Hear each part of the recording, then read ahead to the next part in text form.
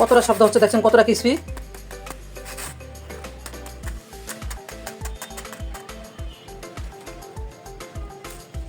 দেখুন ভিতরটা কতটা সফট, উপরটা হয়েছে ক্রিসপি আর ভিতরে হয়েছে সফট। 4-5 ঘন্টা থাকবে এরকম ক্রিসপি। বিসমিল্লাহির রহমানির রহিম। আসসালামু আলাইকুম, কেমন আছেন আপনারা?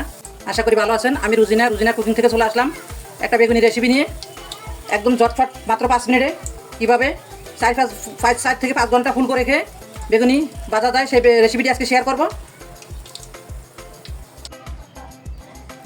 তো এইরকম রেসিপি সবার আগে পাওয়ার জন্য চ্যানেলটাকে সাবস্ক্রাইব করে রেখে দিতে পারেন।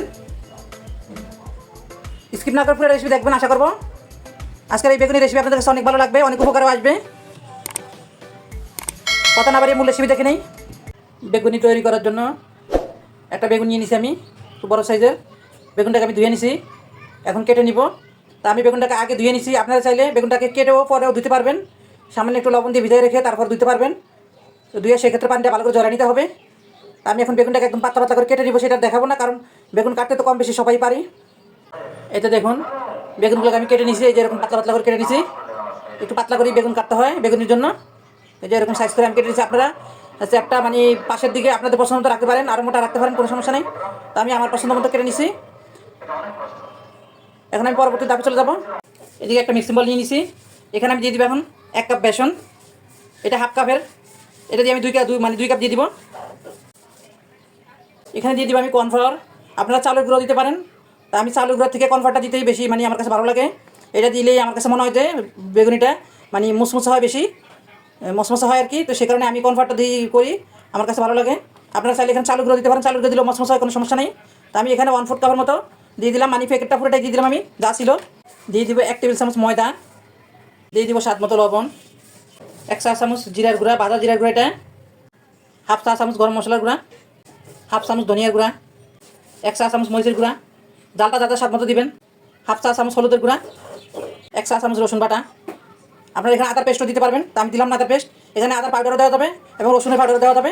তা আমি বাটা রসুন দিয়ে দিলাম। এখন এখানে আমি অল্প অল্প পানি দিয়ে ব্যাটারটা তৈরি করে নিব, ঘন একটা ব্যাটার তৈরি করব।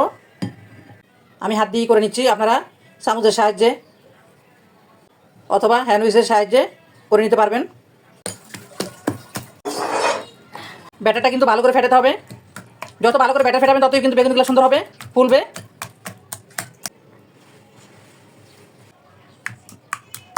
দেখুন ব্যাটারটাকে আমি কীভাবে করে ফেটাইতেছি, এভাবে করে ফেটাতে হবে অনেকক্ষণ পর্যন্ত, প্রায় 10 মিনিটের মতো, 8-10 মিনিট।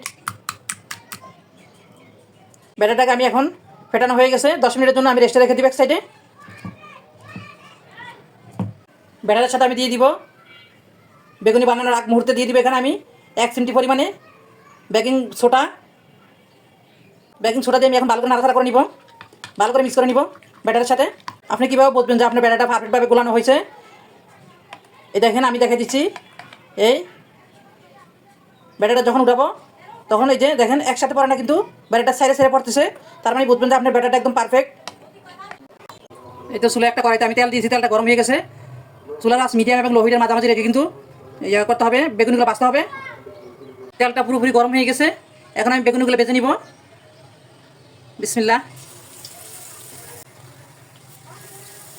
দেখুন মাশাআল্লাহ বেগুনগুলো কীভাবে ফুলতেছে। বেগুনি নিয়ে আর কোনো টেনশন নেই, আপনার বেগুনি হবে এরকম ফুলকো আর থাকবে 4-5 ঘন্টা মুসমুসে। আপনিও খুব সহজে এভাবে করে তৈরি করে নিতে পারেন এই বেগুনি এই রমজানে। আপনিও কিন্তু খুব সহজে এভাবে করে বেগুনি তৈরি করে নিতে পারেন। অনেকে মনে করে বেগুনি তৈরি করে একটা ঝামেলা, আসলে কোনো ঝামেলাই নেই। বেগুনি তৈরি করা একদমই সহজ, প্রসেসগুলো ঠিকভাবে করতে পারলে বেগুনি তৈরি করা কিন্তু একদম সহজ। আর এই প্রসেসে আজকে বেগুনি তৈরি করা আমি দেখাচ্ছি, এই প্রসেসে বেগুনি তৈরি করলে আপনার বেগুনি থাকবে 4 থেকে 5 ঘন্টা মুসমুসে এবং ফুলকো, আর প্রতিটা বেগুনি এরকম ফুলবে।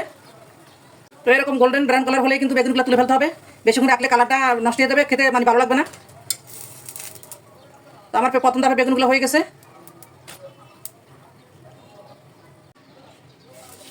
এই সহজ বেগুনি রেসিপি ভালো লেগে থাকলে ভিডিওতে লাইক দিয়ে দিবেন, আর বেশি বেশি করে শেয়ার দিয়ে আপনার কাছের মানুষকে দেখার সুযোগ করে দিবেন।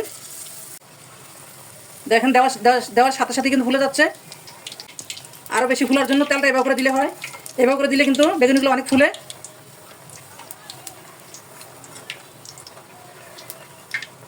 দেখেন আমার প্রতিটা বেগুনি কিন্তু ফুলে গেছে। তারপর বেগুনগুলো ভেজে নেওয়া হয়ে গেছে। যারা সময় দিয়ে রেসিপিটা দেখলেন তাদেরকে অসংখ্য ধন্যবাদ। আর যে সকল আপনার ভাইয়েরা ইতিমধ্যে আমার চ্যানেলকে সাবস্ক্রাইব করে দিয়েছেন তাদেরকেও অসংখ্য ধন্যবাদ। আর যারা এখনও করেনি প্লিজ আপনাদের কাছে রিকোয়েস্ট রইল আমার চ্যানেলকে সাবস্ক্রাইব করার জন্য। রেসিপিটা আছে এই পর্যন্তই, দেখা হবে নতুন করে রেসিপি নিয়ে পরবর্তী ভিডিওতে। সেই পর্যন্ত সবাই সুস্থ থাকুন, ভালো থাকবেন। আল্লাহ হাফেজ, আসসালামু আলাইকুম। বেগুনগুলো বাঁচতে সর্বোচ্চ সময় লাগছে 3 মিনিটের মতো, 3 থেকে 4 মিনিট এভাবে মানে মিডিয়াম আছে বাজলেই হবে। তো ভিতরে বেগুনটাও একদম হয়ে যাবে, সিদ্ধ হয়ে যাবে।